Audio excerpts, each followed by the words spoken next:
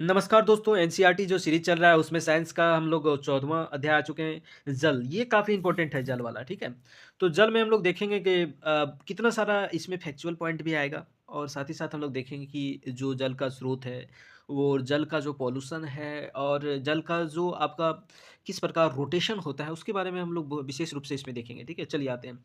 तो हम लोग देखते हैं हम कितने जल का उपयोग करते हैं। देखिएगा कि जल का जो हम लोग उपयोग करते हैं जैसे पीने में, ब्रश करने में, नहाने, बर्तन साफ करने में, कपड़े धोने, शौचालय, फर्श साफ करने और अन्य कार्यों में, इन सारे कार्यों को मिला के हम लोग देखते हैं कि जो प्रतिदिन जो जल का मात्रा है वो विशेष लोगों के लिए उपलब्धता तथा अलग-अलग होती है। साथ ही जो विशेष लोग क्या करते हैं उसका उपयोग भी अलग-अलग मात्रा में करते हैं, है ना?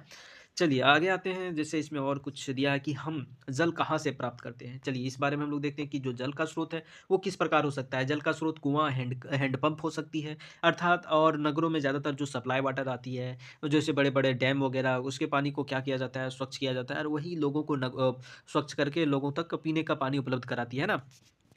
जो जल है वो टोटियों के माध्यम से भी प्राप्त करते हैं, जो किसके माध्यम जो सप्लाई वगैरह जो पानी है उसके माध्यम से जो टोटी की उपलब्धता होती है उसके माध्यम से प्राप्त करते हैं। जल की जो उपलब्धता है झील, नदी, कुएँ से प्राप्त की जाती है और पाइपों का नेटवर्क द्वारा पाई जाती है। ठीक है? जैसे जल का अन्य स्रोत में तालाब, झील, नदी और कुएँ के बारे में चर्चा किया गया है। अब देखते हैं कि जैसे क्या आप जानते हैं कि पृथ्वी का 2/3 भाग है वो क्या है? आपका समुद्र है ना? तो 2/3 भाग में समुद्री जल है, ठीक है? समुद्री जल है, तो क्या ये हम लोग का पीने योग्य जल है? नहीं, ये बहुत ज़्यादा खारा है अर्थात इसमें नमक की मात्रा बहुत ज़्यादा है, अर्थात यह पीने योग्य नहीं है, ठीक है?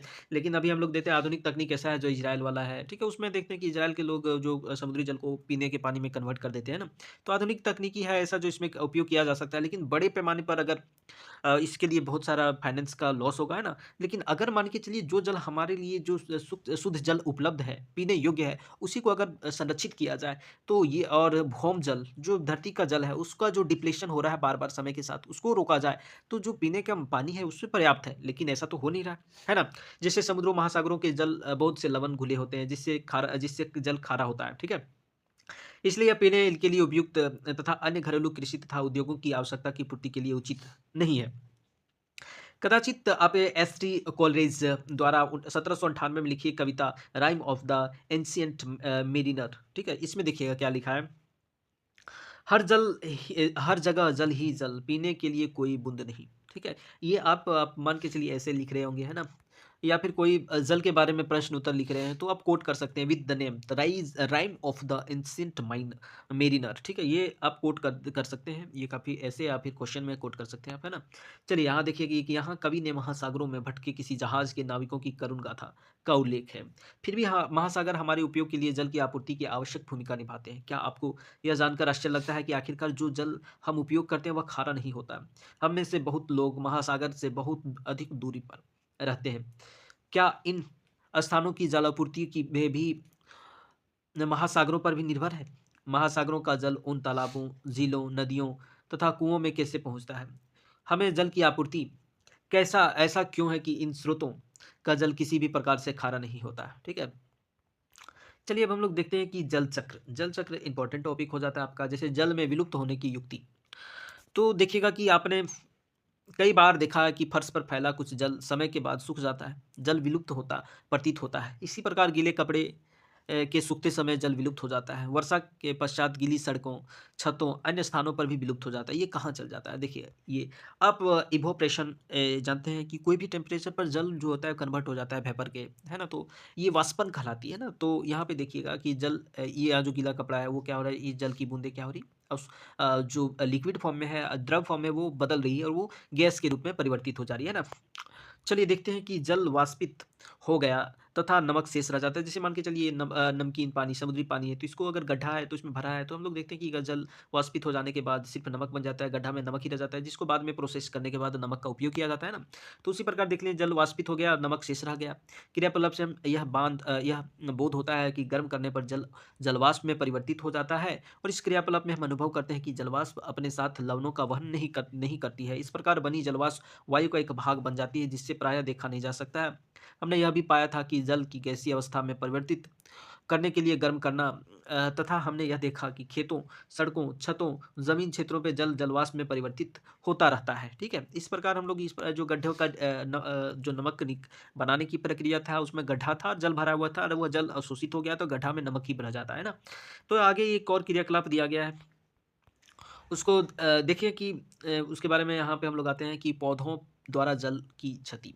जैसे अध्याय 7 में हमने पढ़ा कि पौधों को वृद्धि के लिए जल की आवश्यकता होती है। पौधे इस जल की कुछ मात्रा का उपयोग भोजन बनाने में करते हैं और कुछ मात्रा अपने विभिन्न भागों में सुरक्षित रखते हैं। पौधों के इस जल भाग वाष्पोत्सर्जन प्रक्रम द्वारा जल वाष्प के रूप में वायु में मुक्त कर देते हैं। है ना? हम लोग जब पढ़ चुके हैं कि पौधे की जड़ है जल को अवशोषण करती है और जल की पर्याप्त मात्रा हो जाने के बाद जो छिद्र होती है पत्तियों में उसके माध्यम से वाष्पोत्सर्जन कर देती है ताकि वो जल का जो बूंदे हैं वाष्प के रूप में वायुमंडल में पहुँच जाए। ठीक है?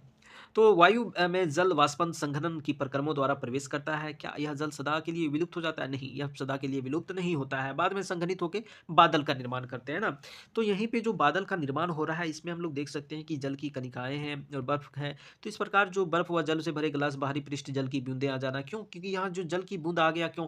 क्योंकि यहाँ पे वायु में हम लोग जानते हैं कि वायु में जल वाष्प उपस्थित होती है। जब ये टेम्परेचर कम होता है अर्थात तापमान कम होती है तो संघनित हो जाती है और ये जल की बूंद का निर्माण कर देती है ना? उसी प्रकार जब देखिएगा कि जल को पृथ्वी के पृष्ठ पर पुनः वापस लाने में संघनन प्रक्रम महत्वपूर्ण भूमिका निभाता है। देखिएगा जैसे-जैसे हम पृथ्वी के पृष्ठ के ऊपर जाते हैं, ताप की कमी कम हो जाता है, जैसे-जैसे वायु ऊपर उठ जाती है, ठंडी होती जाती है, पर्याप्त ऊँचाई पर वायु इतनी ठंडी हो जाती है, इसमें उपस्थित जलवाष्प संघनित होकर छोटी-छोटी जल बूंदों जिसे जल कणिका कहते हैं में परिवर्तित हो जाता है। तो हम लोग देखें कि जिस प्रकार धरती से ऊपर हम लोग बढ़ते गए तो टेम्परेचर का गिरना हो जाता है, तापमान गिरने लगता है और एक ऐसा समय आ जाता है कि जो जल वाष्प होती है वो संघनित होकर जल की बिंदु का अर्थात जल कणिकाओं का निर्माण करने लगता है। ठीक है? उसी प्रकार हम लोग देखते हैं कि यह छोटी जल कणिकाएँ जो वायु में तैरती रहती है, जो बादलों के रूप में दिखाई देता है। इस प्रकार बनी हुई बहुत सी जल कणिकाएँ आपस में मिलकर एक बड़े अमाप जल की बूँदें बनाती है। देखिएगा इस प्रकार जो बादल का निर्माण हो रहा है वो उसमें आपका संघनन की प्रक्रिया इन्वॉल्व है। ठीक है? चलिए अब हम लोग देखते हैं कि जैसे इनमें से कुछ जल की बूंदें इतनी भारी हो जाती हैं कि वे नीचे की ओर गिरने लगती हैं। इन गिरती हुई बूंदों को हम वर्षा कहते हैं और वो गोल-गोल किसके कारण होता है? पृष्ठीय तनाव के कारण। याद रखिएगा ये इंपॉर्टेंट फैक्ट है आपका कि surface tension is the reason behind the round shape of rainy drop यानी वाटर ड्रॉप। ठीक है? तो यानी अर्थात जो जल की बूंदें आ रही हैं उसके जो गोल-गोल बन जा रहा है उसके पीछे आपका पृष्ठीय तनाव है और हम लोग देखते हैं कि जब जल की बूंदें जल वाष्प संघनित होके द्रव बनाया, जल की बूंदों का निर्माण किया, जल की कणिकाओं का निर्माण किया, भारी होने की अवस्था में वो नीचे की ओर गिरने लगता है तो वो गोल-गोल गिरने लगता है, ठीक है? इसी को क्या बोलते हैं वर्षा कहते हैं। विशेष परिस्थितियों में ये ओले या हिम के रूप में भी गिर सकती है ना? इस प्रकार वाष्पोत्सर्जन द्वारा जल वायु में चला जाता है, बादल बनते हैं, वर्षा और ओले तथा हिम के रूप में जल पुनः धरती पर वापस आ जाता है। चलिए अब हम लोग देखते हैं कि पुनः महासागर की ओर जैसे धरती पर तो आया, वो बाद में फिर कहाँ चल जाएगा? मुड़ के नदी में चल जाएगा और यही नदी कहाँ जाते अपना वो पानी को ले जाती है? समुद्र में ले जाती है ना?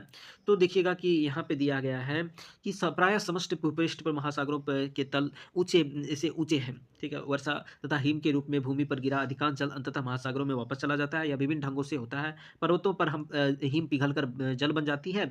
यह जल पहाड़ों से झरनों तथा नदियों के रूप में से नीचे गिरता है। कुछ जल जो वर्षा के रूप में भूमि पर गिरता है वह भी नदियों और झरनों के रूप में बह जाता है। अधिकांश नदियां भूमि पर लंबी दूरी तय करती है और अंततः किसी समुद्र या महासागर में गिर जाती तथापि कुछ नदियां झीलों में बह जाता है ना? इस प्रकार हम लोग देख लिए कि वर्षा का जल भी झीलों तथा तालाबों को भर देता है और वर्षा का जल कुछ भाग भूमि पर सोख लिया जाता है और मृदा में विलुप्त हो जाता है। तो कुछ जो पानी है वो मृदा में विलुप्त हो जाती है और कुछ आपका भौम जल के रूप में नीचे संग्रहित हो जाती है ना, जमा हो जाता है। इस जल के कुछ भाग वाष्पन और वाष्पोत्सर्जन द्वारा वापस वायु में चल जाता है ना? और शेष भाग जल धीरे-धीरे भूमि के नीचे रिसता है और इस जल का अधिकांश भाग भौम जल के रूप में उपलब्ध हो जाता है। आपको जो बता दें कि जो पानी अब सोख रहा है, धीरे-धीरे अगर धरती के नीचे जा रहा है तो वो भौम जल कहलाती है, ठीक है? कुआँ के भरण भौम जल से ही होता है। इस प्रकार कुछ झीलों का जल स्रोत भी भौम जल का ही होता है। हैंडपंप, नलकूप से खींचा गया जल भौम जल से ही आता है। इन क्षेत्रों में से अधिक हैंडपंप या नलकूप का उपयोग होते हैं, वहाँ भौमजल की मात्रा गहराई तक खुदाई करने की आवश्यकता होती है। अति उपयोग के कारण भौमजल का स्तर क्या हो रहा है? क्षति हो रहा है, ये चिंता का विषय है और धीरे-धीरे नीचे जा रहा है ना? तो इस प्रकार देखिएगा कहाँ हो रही कि जैसे बारिश हुआ पहाड़ों और बड़े-बड़े जंगलों, पठारों क्षेत्रों में बारिश हुआ। ये डल के यहाँ झील वगैरह बनाई हुई, ये वाष्पन के कारण वायु में पहुँच गया है। उसके बाद ये अपना गति बढ़ते-बढ़ते समुद्र में जब मिल जाता है, यहाँ पे वाष्पन के कारण वायु में जाती है। फिर ये संघनित होकर बादल का निर्माण किया, फिर यहाँ गया। इस प्रकार जल चक्र का संरचना बन रही है ना, एक दूसरे को भरते-भरते अंततः देखिएगा अंत में वापस महासागर में लौट जाता है। जल के इस प्रकार चक्रण को ही जल चक्र कहते हैं, है ना?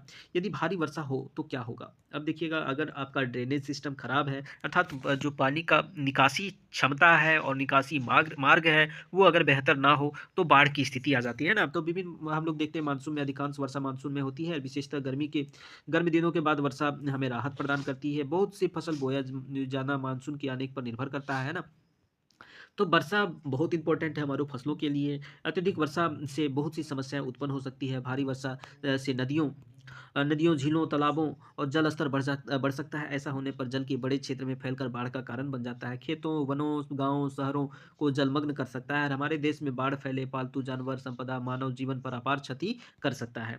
ठीक है, अब हम लोग देखते हैं यदि काफ़ी समय तक वर्षा ना हो, तो यही उसका विपरीत स्थिति में हम लोग देखेंगे कि जो अगर वर्षा ही ना हो, तो वो सूखा वाली स्थिति आ जाएगी, है ना? तो फसल का उपज भी नहीं होगा, पीने योग्य पानी नहीं होगी, उस क्षेत्र में तालाब और कुआँ का जलस्तर भी गिर जाएगा, सूखे भी आ जाते हैं, भूमजल की कमी, सूखा पड़ सकता है। सूखे की स्थिति में खाद्यान्न और चारा प्राप्त करना भी दुर्लभ हो जाता है। कदाचित हमारे देश या संसार के कुछ बड़े भागों में बड़े सूखे के बारे में सुना होगा। ठीक है, ये हम लोग जानते हैं। हम लोग जानते हैं कि जैसे आपका जो दक्षिण अमेरिका है, ठीक है? तो वहाँ पे एक प्रकार का बहुत सूखा वाला ड्राइएस्ट क्षेत्र है ना? तो वहाँ बहुत ही ज़्यादा सूखा बारिश होता ही नहीं है। तो इन क्षेत्रों में हम लोग देखते हैं कि जहाँ बड़े-बड़े पहाड़ है, पर्वत है, उसके किनारे उसके बगल वाला क्षेत्र में क्या होता है बारिश नहीं होने के कारण सूखा वाली स्थिति हो सकती है। अब चलिए हम लोग देखते हैं कि जल का संरक्षण कैसे करें? जल संरक्षण अर्थात जल को किस प्रकार हम लोग अधिक से अधिक उपयोग करें, उसका वेस्टेज को कम करें, है ना? जैसे पृथ्वी पर उपलब्ध जल केवल एक छोटा-सा भाग पौधों, जंतुओं, मनुष्यों के प्रयोग के लिए उपयुक्त है। अधिकांश जल महासागरों में सीधे ही उपयोग में नहीं लाया जा सकता है। जब भौमजल का स्तर अत्यधिक गिर जाता है तो भौमजल का और अधिक उपयोग नहीं कर सकते। पृथ्वी पर जल की कुल मात्रा समान रहती है परंतु उपयोग के लिए उपलब्ध जल मात्रा अत्यंत सीमांत है, ठीक है? अति उपयोग के कारण घटती जाती है। जल की मांग प्रतिदिन बढ़ रही है। जनसंख्या वृद्धि के कारण साथ-साथ जल का उपयोग करने वाले लोगों की संख्या बढ़ रही है। बहुत नगरों का जल भरने के लिए लंबी कतार का देखा जा सकता है। खाने की वस्तुओं का उत्पादन और उद्योगों में भी जल का अधिकाधिक मात्रा का उपयोग हो रहा है। इन्हीं कारणों से संसार के बहुत से भागों में जल की कमी है, ठीक है? तो इस प्रकार हम लोग देखते हैं कि जल का संरक्षण अति आवश्यक है। जल का संरक्षण हम लोग विभिन्न तरीकों से कर सकते हैं, जैसे वर्षा के जल को एकत्रित करना, इसका भंडारण करना, बाद में इसका उपयोग कर सकते हैं। जल की उपलब्धता में वृद्धि करने का एक उपाय है। इस उपाय का द्वारा वर्षा के जल को एकत्र करना, वर्षा जल संग्रहण कहते हैं, ठीक है? वर्षा जल संग्रहण मूल मंत्र जहाँ गिरे वहीं एकत्र करना है, ठीक है? तो यहाँ पे एक जो सरकार द्वारा हाल ही फिलहाल लॉन्च किया गया था कि catch the run where it falls, है ना? तो यही इम्पोर्टेंट है कि जहाँ गिरे वहीं पे आपको संरक्षण करना है, तभी जाके एक पीने योग्य पानी और यूज़ का जो है अनुपयोग का उपलब्धता बनी रहेगी। वर्षा जल का क्या होता है, ऐसे क्षेत्रों में गिरता है जहाँ अधिकांश क्षेत्रों में कंक्रीट सड़कें और मकान होते हैं या नालियों बह जाते हैं, ऐसा नहीं है।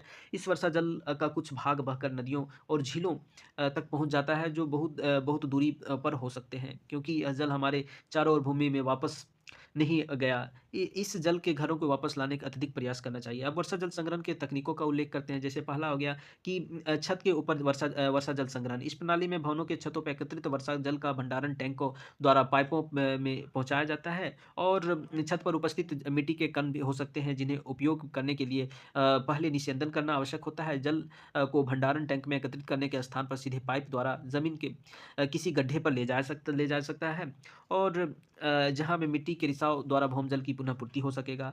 दूसरा विकल्प है कि सड़क के किनारों बनी नालियों के एकत्रित वर्षा जल का भूमि में सीधे पहुँचाने का उपयोग किया जाए। इस प्रकार हम लोग देखते हैं कि पहुँचने दिया जाए। इस प्रकार हम लोग देखते हैं कि अगर भौमजल जहाँ बारिश हो रही है उसको अगर पाइप के माध्यम से सीधे अगर हम इसको रिचार्ज करते हैं भौमजल को तो ये हमारे लिए काफ़ी ज़्यादा उपयोगी है ना?